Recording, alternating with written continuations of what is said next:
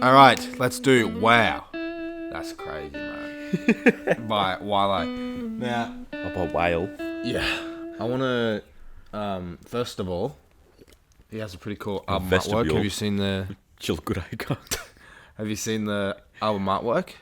I haven't. It's like him in that Banksy painting that got shredded when it got bought. Oh, yeah. That's like him. That's what it is. That's such a... So he would have had to have been at the auction, wouldn't he? What? Banksy. Oh yeah. Oh, he could have had someone doing it. Oh, true. He probably did. Yeah.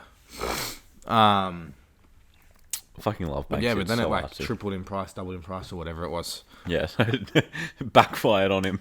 No, I think Because he thinks that art being sold for stupid higher prices is stupid. no, I don't think he cared how much it sold for. That was just a part of the art. Oh, okay. The whole thing was always meant to do that, no matter if it sold for $1 or.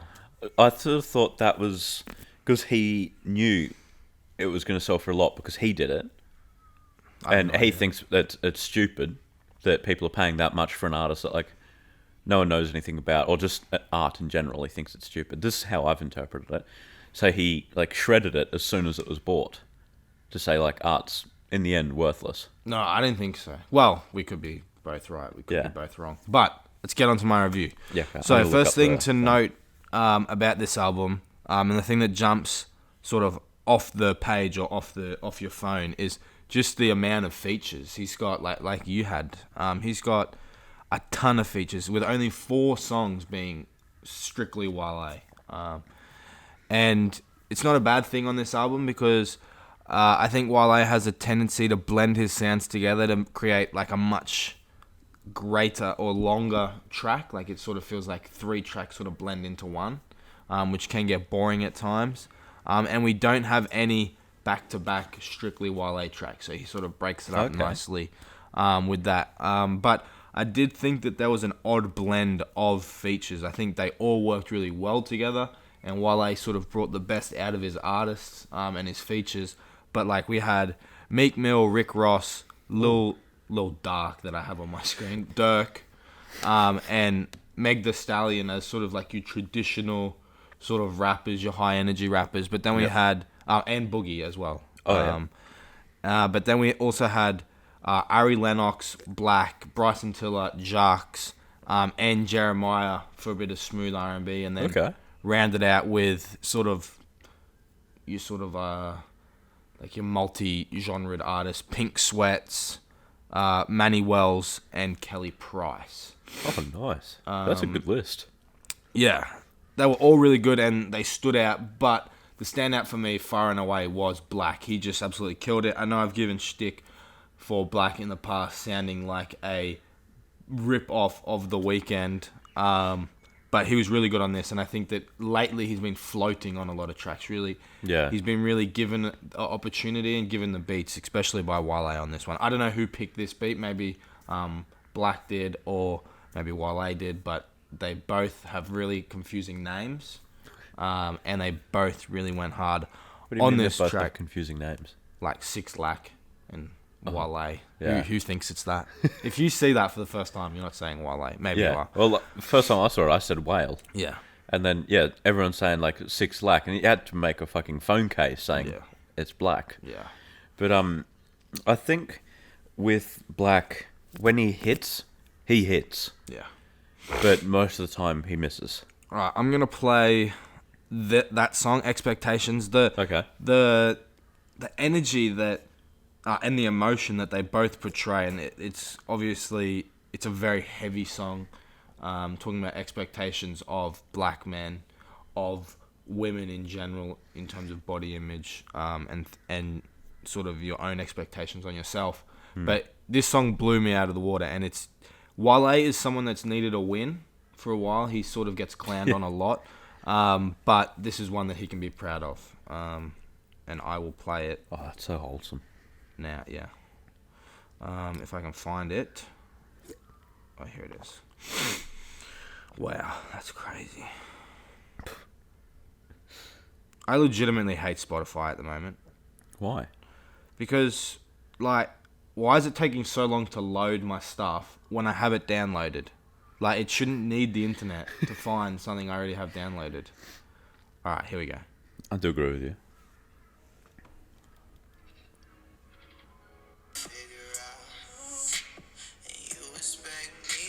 Oh.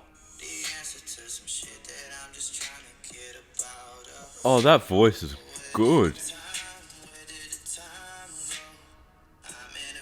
That's the best he sounded. It sounds so good. Yeah.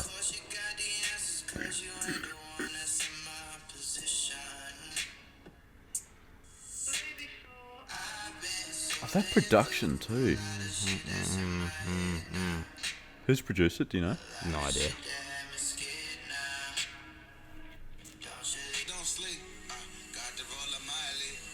Oh.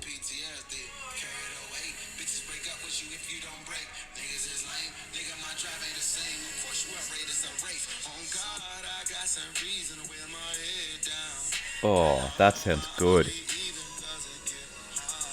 It is definitely one of my favorite tracks That's on a the hit. album. Yeah, it's hard. Norva Denton and Business Boy There you produced go. it. There you go. Yeah, Wale's issue throughout his whole career that spanned over a decade now is that he's sort of prone to corniness. I think a lot of people sort of clown on him for that. And he seems to be stuck in 2010, 2012. He sort of can't get past sort of making his music that made him so great back Yeah. then.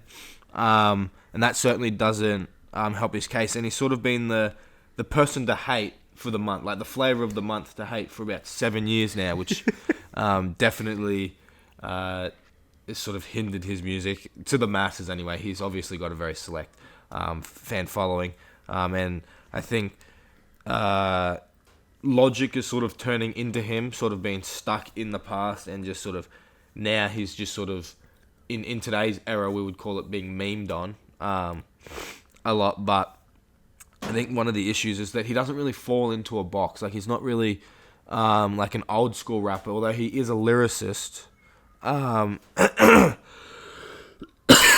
he's not like a trap artist or like in sort of like that hipster trend with like Brockhampton, Tyler the Creator, Frank Ocean, Yeah. sort of things like that. So he sort of can't find a lane in today's era. Like I said, back in 2010 to 2012, he was really popping and he was quite hyped up, and a lot of people really liked him and expected a lot from him. But he's sort of fallen off.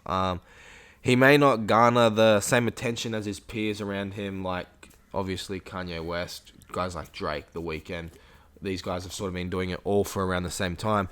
But he definitely makes music that means something to himself and means something to those around him, his relationships, and sort of, and definitely his fans. He definitely makes music for his fans. This album, much like the previous 5 studio albums, is centered around Wale himself, his struggles, and the relationships that he has in his life. As well as a big part of this is the black empowerment. BGM is one of the tracks. It's a really high energy track. Stands for Black Girl Magic, obviously talking about sort of the qualities that black women have and how that like no one else really has that. So he's obviously just trying to big them up. Sue Me. He it's like a stream of consciousness. Just Wale just sort of puts it all out there, and he says, "Sue me, I'm rooting for everyone that's black." Obviously, he's supporting all his black artists around him and all black people doing things. And then Black Bonnie, again, is talking about, that's with Jux, talking about black women. An ode to black women, really. And obviously, Expectations, I played just before. He's talking about white terror in the music industry, how his rap neighbors have got PTSD because of the trouble that the white owners or the higher-ups are putting on them. I don't know too much about that. We don't really hear much about that, do we? No. Never really heard about that. It obviously touched on women's self-body image and him and others dealing with mental health issues. The majority of this album is quite smooth. Ari Lennox, Bryson Tiller, and Jeremiah on their respective tracks are really good. They're over like sort of these warm, sort of like chocolatey beats, really smooth, really sort of inviting in. Like you feel like you're in like a room that's just like of marshmallows just bouncing around. Like that's where they recorded the songs. Very pleasing on the ear, and make for a great listen. They're sort of all in the R&B realm, but they're all slightly different enough to keep you interested enough to sort of differentiate one track from the other. Obviously, Ari Lennox, Bryson Tiller are very different in terms of artistically different, but they all sort of do really well. Wale does a great job matching the beats with the features. Bryson Tiller's really soul sampled, heavy looped beat suits his voice, and Ari Lennox is just more of like a drum looping effect on her track. Jeremiah obviously kills it. He has the formula for making R&B hits down. Yeah. He just knows how to, even if it doesn't go big, like this song I don't think will go big, but like It's if still you good. listen to this album, you'll be like, that's one of the best on the album. Yeah. That track is called On Chill. But I think the one with Bryson Tiller, which is Love ... he ruined the song for me. Wale did. The chorus ruined it. Now, if anyone's heard the song Sidewalks by The Weeknd and Kendrick Lamar, Kendrick Lamar repeats the phrase say, say, say. And in this song, Wale repeats the phrase love ... Now, I just hate the way he rhymes it. Kendrick Lamar does it so well Yeah. in Sidewalks, and Wale completely misses the mark. I'm going to play it if I can find where he does it. Like, I don't know how he just doesn't rhyme the ... Like, he rhymes, I don't know, it's hard to explain. I'll play it. Let's see if I can. Oh, I like the production.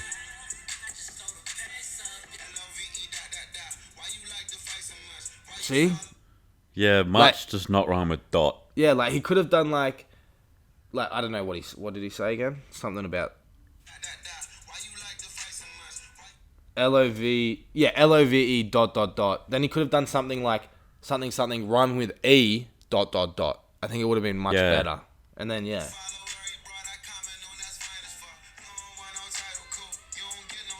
It sounds alright. Instead of saying why you love to fight so much, he could have said why you love to fight me ... Yeah. Yeah. I don't know. That honestly pissed me off, that song, when I first heard it. No, much does not rhyme with dot. Yeah, missed a big opportunity for me on that one. Yeah. Then the album sort of weirdly turned into trap in the middle with the song Routine, which is quite obviously a blatant Meek Mill song that Meek Mill has given to him. Because obviously they're all on the same record label, with Rick Ross as well. Maybach Music Group. Yep, double M. Yeah, double MG, yeah. But it's a really hard song, like I have to admit. Like it goes dummy hard. It doesn't fit in with the whole album at all. But yeah, it's really good. I'm gonna play it as well. Like Meek Mill, and that's one problem with like this whole album is the features mainly come in before Wale. Like you wouldn't even realize that it's Okay. his song for a lot of them. But I will play. This is quite obviously a Meek Mill song. Yeah, it. So much money, you gotta put that shit on scale, nigga. We ain't not going back to being broke. All my young niggas in the trenches. Ain't chasing a bitch, I'm chasing a dream. That's 100% Yeah. Meek. I know I ain't jealous, I be on the type of stuff they never seen. Whole nother level, I shit on the niggas and ain't even mean. Fuck, he's good.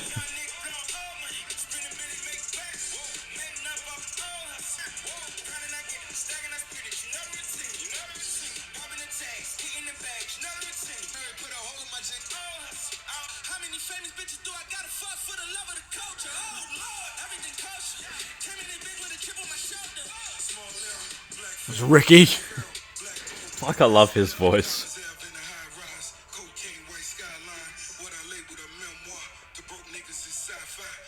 Hard track. Obviously, very Meek Mill centric, that one. Sorry to interrupt, but my favourite Rick Ross lyric has to Right. be "Another day, another tattoo on his face." That's just that dope. That is quite hard.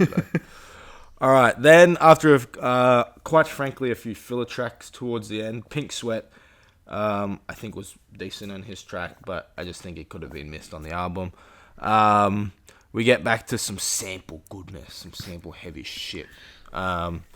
Set You Free is the one with Kelly Price, and it's very gospel-esque, very heavy. Kanye would love it. And then the one with Jax, which is Black Bonnie, is soul heavy, which talks about black women. They were both really great on these, and I don't think anyone put a foot wrong on the feature list. I think he could have got better artists, potentially, but the ones he got weren't bad. So I think he did really well with that. I think, and then last track is Pole Dancer or Pole Dancing, one of those. I did write it down. What is it called? Pole Dancer, which features Meg Thee Stallion, which doesn't surprise me. But yeah, it's just a throwaway song right at the end. Doesn't really mean much. Wale likes strip club music, puts like one on every album, so it's not a miss here. And I really like Meg Thee Stallion, and I like her on this track. So there you go. That's that. Only 2 songs break the immersion, which are, or the world that Wale is creating, which is Routine and BGM. They just sort of tear you away from. They're both very high energy tracks, where the rest of the album's more introspective. This is actually really cohesive and focused, even though there's 2 not in it, like 2 not in the vision. And he did blur the genre lines a little bit, but they still fit really well together. And Wale still created an introspective and vivid world that he's living in. We didn't really learn too much new about his struggles. Wale has been very open in the past, talking about what's meant the most to him. And again, we get this again. We realize that no one's perfect, that Wale has his own struggles, even though he's wealthy. And we also understand that Wale is now a seasoned veteran and knows how to get the most out of his projects. He knows how to get the most out of his beats. He knows how to get the most out of his features, and he knows how to suit or match beats with features and match beats with himself. Yeah. He turned his self-reflection into music, which is always hard to do. Yeah.